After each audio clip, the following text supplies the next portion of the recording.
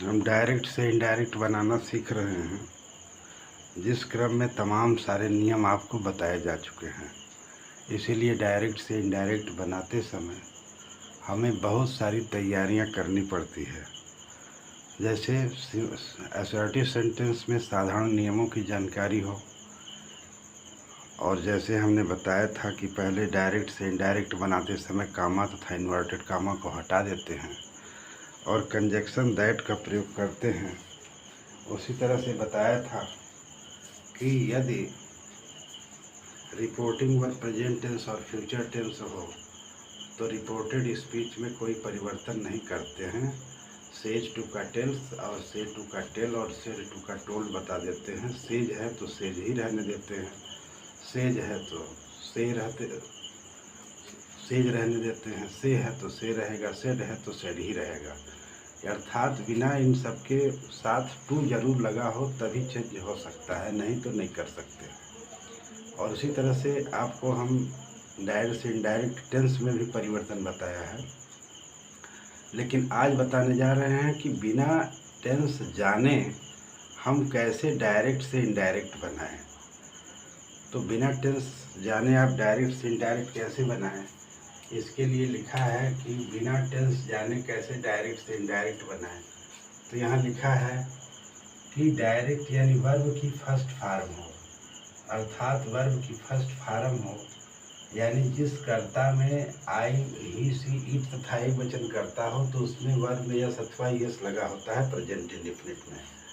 तो वर्ब के first form में यस अथवा यस लगा हो तो हम वैसे वाक्यों में वर्ब की सेकेंड फॉर्म लगा देते हैं। और इस तरह से प्रेजेंट इंडेफिनिट में जो एक वचन करता है यस अथवा यस है तो हम वहाँ पे वर्ब की सेकेंड फॉर्म लगा देते हैं। और उसी तरह से वर्ब की फर्स्ट फॉर्म में यस अथवा यस ना लगा हो और जिसके कर्ता बहुवचन में हो, जैसे I we you he she, I we you they हो और बहुवचन हो, तो वहाँ पर भी वर्ब की सेकेंड फॉर्म लगाते हैं।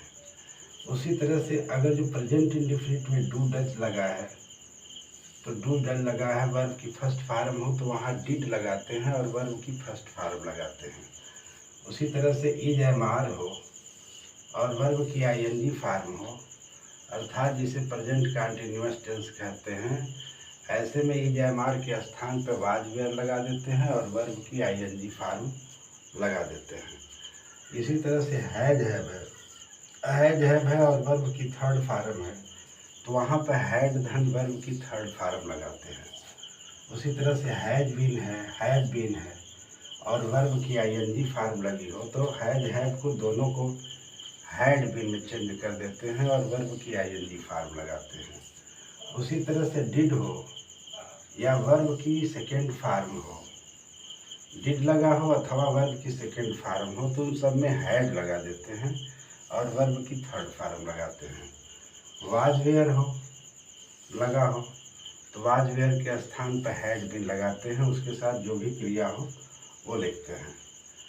इसके बाद हैड धन वर्ब की थर्ड फॉर्म है, हैड बीन लगा हो, ऐसी जगहों पर जो लगा है उसमें कोई परिवर्तन नहीं करते, नो चेंज करते हैं, कोई परिवर्तन नहीं करेंगे, ये दोनों में नो चेंज करेंगे।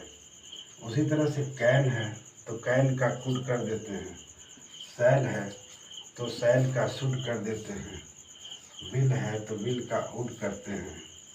और उसी तरह से में है तो हम उसको चेंज करके माइट में चेंज कर देते हैं, माइट में बदल देते हैं। तो इस तरह से ये जो बिना टेंस जाने ही हम परिवर्तन कैसे करते हैं इनडायरेक्ट में, ये आपके सामने चार्ट प्रस्तुत है। और ये चार्ट जो है हमेशा जो है आपको मदद करता है डायरेक्ट से इनडायरेक्ट बनाने में। तो ये सारी चीज़ें हैं कि जो डायरेक्ट से इनडायरेक्ट बनाते समय आपकी मदद करते हैं। और भी चीज़ें हैं जिसे हम प्रोनाउन परिवर्तन कहते हैं। तो प्रोनाउन परिवर्तन के लिए हमें भी सीखना होता है कि कैसे हम डायरेक्ट से इनडायरेक्ट बनाएं। तो डायरेक्ट से इनडायरेक्ट बनाने के लिए प्रोनाउन जो परिवर्तन होता है उसमें भी हमें समझना होता है और वो जो परिवर्तन होता है उस आधार पर हम डायरेक्ट से इनडायरेक्ट बनाते हैं। अभी तक जितना भी नियम ये बताया गया है वो सारे नियम आपको याद रखने हैं, और नियम याद है तो डायरेक्ट से इनडायरेक्ट बनाने में कोई परेशानी नहीं है। इसलिए और इसके बाद जो चेंज होना है वो प्रोनाउन परिवर्तन है। जैसे हम ये चेंज कर रहे हैं, जैसे यस ओ एन लिखा जाता है, यस ओ एन है। यस ओ एन का मतलब, यस का मतलब हो गया सब्जेक्ट हो गया, और ये सब्जेक्ट का मतलब होता है फर्स्ट पर्सन, इसमें फर्स्ट पर्सन है। और ओ का मतलब होता है ऑब्जेक्ट होता है, और ऑब्जेक्ट का जो कर्म है ये ऑब्जेक्ट के आधार पर, यानी इसमें सेकंड पर्सन का काम होता है। एन का मतलब होता है नो चेंज होता है, तो नो चेंज में जहाँ कोई परिवर्तन नहीं होता है ये थर्ड पर्सन होता है। तो थर्ड पर्सन में कोई परिवर्तन हम नहीं करते हैं। इस तरह से जो हम थर्ड पर्सन करते हैं, यहाँ सब्जेक्ट है, सब्जेक्ट में कौन कौन सी चीज़ें हैं, आई माई मी है, वी आवर अस है। सेकंड पर्सन में क्या है, यू योर यू है। ये तीनों है ऑब्जेक्ट का, ये subjective case, possessive case, objective case, तीनों केस में है।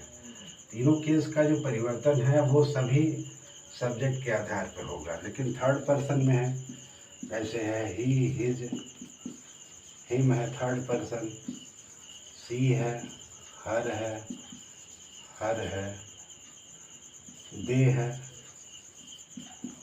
देयर है, देम है, और इट, इट्स, इट है।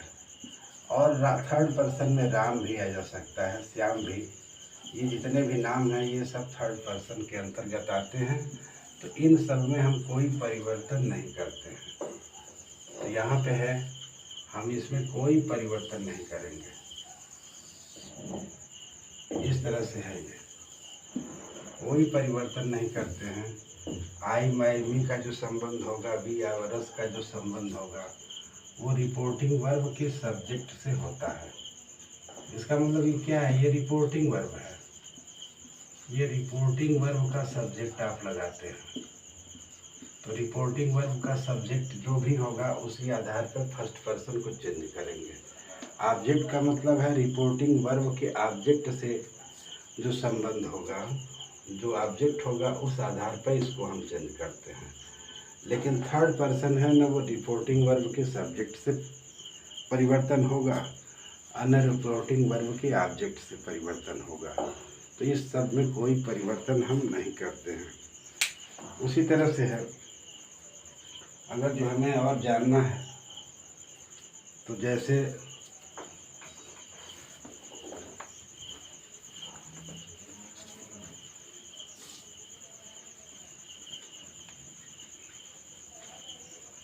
और तरीका है, एक तरीका और सीख सकते हैं कैसे हमें परिवर्तन करना है। जैसे मान लें हम, ये रिपोर्टिंग वर्ब है,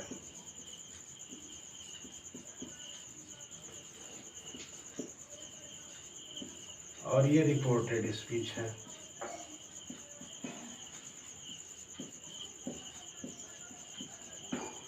तो रिपोर्टिंग वर्ब में हमने यहाँ पे अगर जो हमारे पास आई है, माई है, मी है, यहाँ वी है, आवर है, अस है, तो इन दोनों का भी जो चेंज होगा वो सब्जेक्ट, रिपोर्टिंग वर्ब का जो सब्जेक्ट होगा उससे होगा,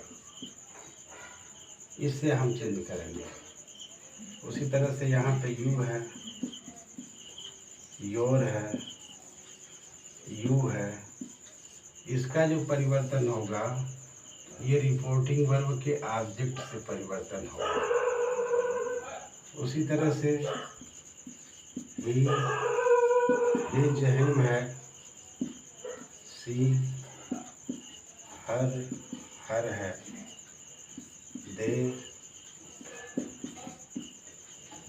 देयर देम है,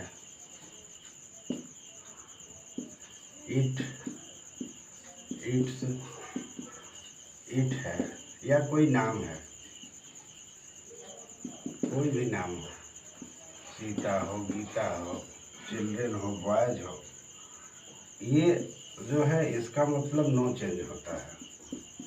यानी अगर जो लिखा भी हो तो कोई परिवर्तन नहीं होता है प्रोनाउन के आधार पर, तो इसका हम कोई परिवर्तन नहीं करते। ये रिपोर्टिंग वर्ब है, ये रिपोर्टेड स्पीच है, तो ये जो भी परिवर्तन है इस आधार पर हम करते हैं। इसके एग्जाम्पल्स भी बताए जाएंगे बाद में। Watching this video, if you like this video you can subscribe, like, share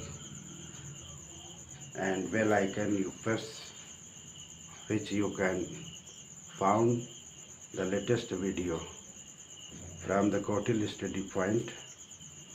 You can also see every day, every time. Thank you.